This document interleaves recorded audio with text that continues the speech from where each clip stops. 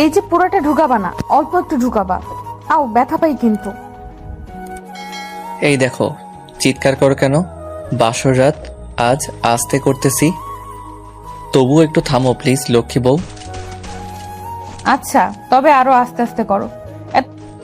ধুর, কাকে যে আমি বিয়ে করেছি জানি না, আমাকে বাসর করতে না দিয়ে ছাদে এনে বসিয়ে রাখছে। বাল, আর ভালো লাগে না। ছাদে বসে এখন শুধু মশার কামড় খাইতেছি। ওই বউ, চলো না রুমে। তো তাড়াতাড়ি কিসের তোমার শুনি? এখানে খালি মশা কামড় দেয়। রুমে চলো, তারপরে একটু ইয়ে করি না প্লিজ বউ, চলো। এই চুপ, একদম চুপ। পচা কথা বলছি না, আজকে বলবা না। তো কাকে বলবো শুনি? আমার পুরো শরীর তো আজ হট হয়ে আছে। রুমে গেলেই তারপরে বোঝাবো মজা। কি বললি শয়তান? যা, আজকে রুমেই যাব না। এই না না, রুমে না গেলে তো কারোর সাথে আমি ওইগুলো করব। ইমাম থামবা, হ্যাঁ? এত পচা ছেলে কেন তুমি? বারে, বাসুরাত না আজ আমার। বাসর রাত তো কি হয়েছে শুনি? খাটে চলো, তারপরে দেখিয়ে দেই আজকে রাতের কত কাজ আমার আর তোমার। বেশি কথা বললে কখনোই কিছু করতে দিব না। আমি কিছু না বলে তাকিয়ে আছি অন্যদিকে। এই, এইদিকে তাকাও জান। না, তাকাবো না। আমি ওর মাথা ধরে আমার কাছে নিয়ে এসে বললাম, আমাকে একটু জড়িয়ে ধরো তো।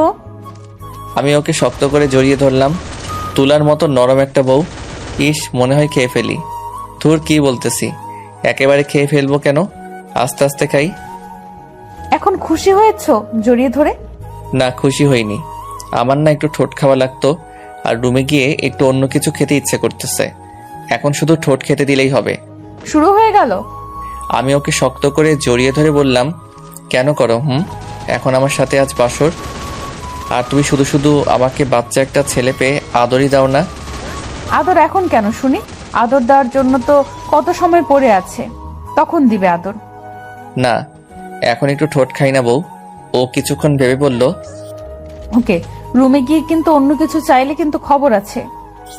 মনে মনে বললাম, গন্ডি বউ, আজকে রাতে মজা বোঝাবনি।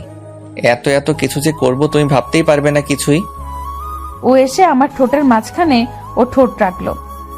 আমিও ঠোঁট দুটো আমার দখলে নিয়ে যাই। তারপরে আমিও আস্তে আস্তে চুষতে শুরু করলাম।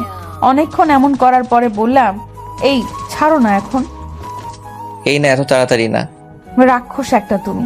এত জোরে জোরে কেউ কি খায় নাকি? হ্যাঁ, আস্তে আস্তে খাইতেছি। জীবনের প্রথম ঠোঁটের স্বাদ পেলাম। ইস, প্রেম করার সময় তো একটা কিসও করনি কোনো সময়। এই একদম চুপ। কি আর করব, আমি চুপচাপ রয়ে গেলাম। পরিচয়টাই তো দেয়া হলো না। আমি হলাম ইমাম। এই তো, নিজেদের কোম্পানি দেখাশোনা করি। আর এই হলো আমার বউ। আমরা আজকেই বিয়ে করেছি। আমি কিন্তু আমার বেস্ট ফ্রেন্ডকে বিয়ে করেছি, ওর সাথে অন্যরকম একটা সম্পর্ক ছিল।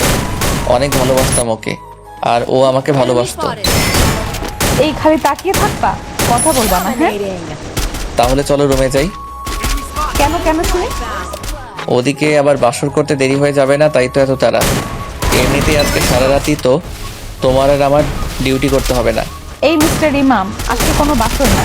আজকে দুজন জড়িয়ে ধরে ঘুমিয়ে থাকবো, আর বাসর হলো কালকে। কেন? সবাই তো এই রাতেই করে। সবাই এই রাতে করে, আমরা না হয় পরের দিন করব। আমি তোমার বউ, কোথাও তো পালিয়ে যাচ্ছি না। তাহলে আর কোনোদিনও করা লাগবে না। তাহলে তো অনেক ভালো। আরো অনেকক্ষণ ছাদে থেকে আমি আর ইমার রুমে চলে আসি। ঘুমাবো না? ওকে, আমি একটু ফ্রেশ হয়ে আসতেছি। আমি ঘুমাবো তাতে তোমার কি? তুমি বলেই দিয়েছো যে আজকে কিছু হবে না। পারলে ঘুমিও, এমন কামড় দিব 20টা সেলাই লাগবে, মনে রেখো। এটা বলেই ইমা চলে গেল। কিছুক্ষণ পরে ও আসলো, এসেই আমার বুকের উপরে শুয়ে পড়লো। কি বাবু, তোমার কি মন খারাপ নাকি? আমার মন সবসময় ভালো থাকে, খারাপ থাকবে কেন?